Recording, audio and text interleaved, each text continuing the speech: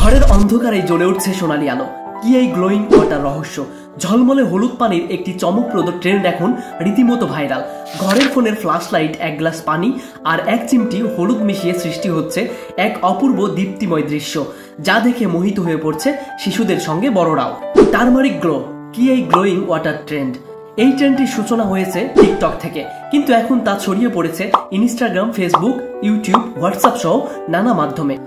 এটি আপনি খুব সহজেই তৈরি করতে পারবেন। আপনার ফোনে ফ্ল্যাশ লাইট অন করে তা টেবিলের উপর ফেস আপ করে রাখুন, তার উপর রাখুন স্বচ্ছ কাঁচের গ্লাসে পানি, রুমের আলো বন্ধ করুন। এবার এক চিমটি হলুদ বা ভিটামিন B2 ক্যাপসুল গুঁড়া করে পানিতে মেশান।